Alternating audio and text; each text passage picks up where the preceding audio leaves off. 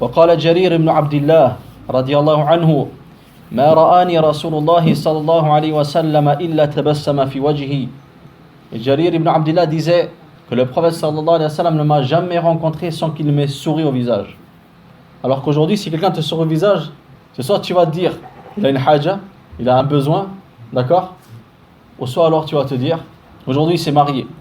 Mais en dehors de ça, difficile de trouver un croyant qui est à l'extérieur, lorsqu'il te croise, il te sourit au visage. Et le prophète sallallahu alayhi wa sallam de dire tabassumuk fi wajhi akhika laka sadaqa. Ton sourire au visage de ton frère constitue pour toi une sadaqa. Tu veux lui faire une aumône, tu n'as pas d'argent, très simple, mais il faut le savoir, il faut étudier la sira du prophète sallallahu alayhi wa sallam. Tu n'as pas d'argent, tu veux donner en aumône, tu fais comment? Va à la mosquée, tu souris au visage de tes frères. Il se peut qu'un frère il a des peines, il a des difficultés, il a des problèmes dans sa vie. Toi tu rentres à la mosquée, tu dis tfaddal akhi, 10, 20 francs, 50 francs. Il va prendre l'argent, ça ne va pas lui changer toute sa vie. Mais si lui il est dans un état de dépression et qu'un frère qui vient qui lui sourit au visage, qu'est-ce que ça va faire? Ça va le réconforter. Son cœur directement il va être apaisé.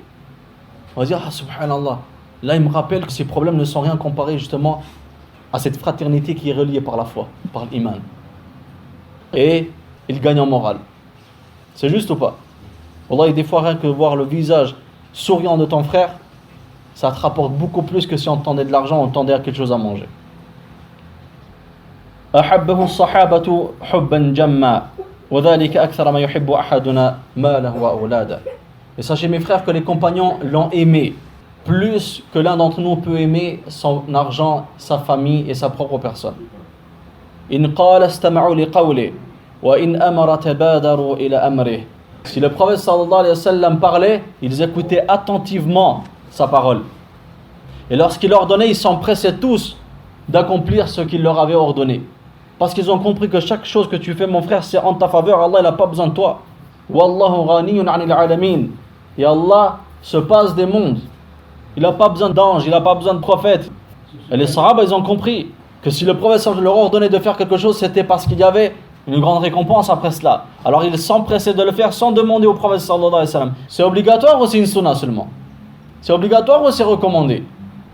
Aujourd'hui c'est presque ça. Tu dis à quelqu'un, c'est une sunna de faire ça, ah alhamdulillah, c'est pas obligatoire.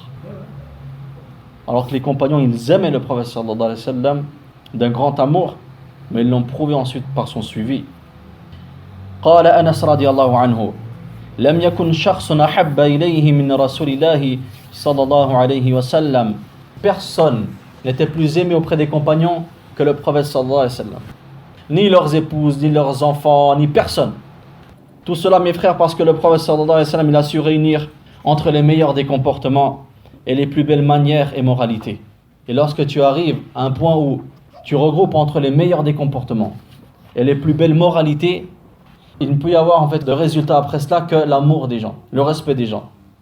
وقال شيخ الإسلام ابن تيمية رحمه الله تعالى لا تحفظ له كذبة واحدة ولا ظلم لأحد ولا غدر بأحد.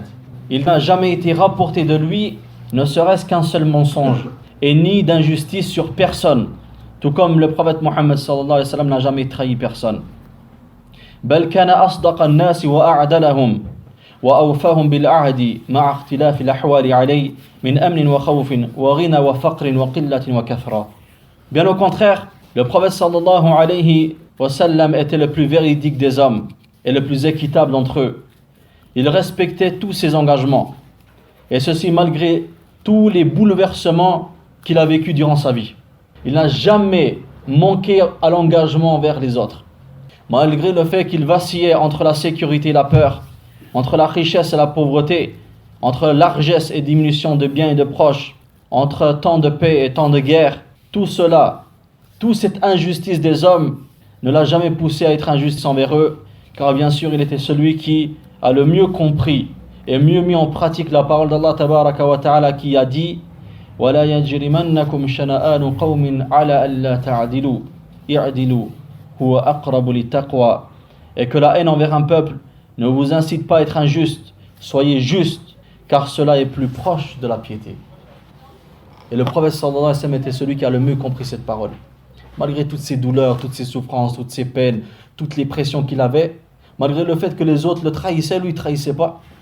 Malgré le fait que les autres mentaient à son sujet, il ne mentait pas sur les autres. Malgré le fait que les autres l'insultaient, il n'insultait pas les autres. Et c'est comme ça que doit être celui qui a le désir de ressembler à son prophète et non pas à ses ennemis.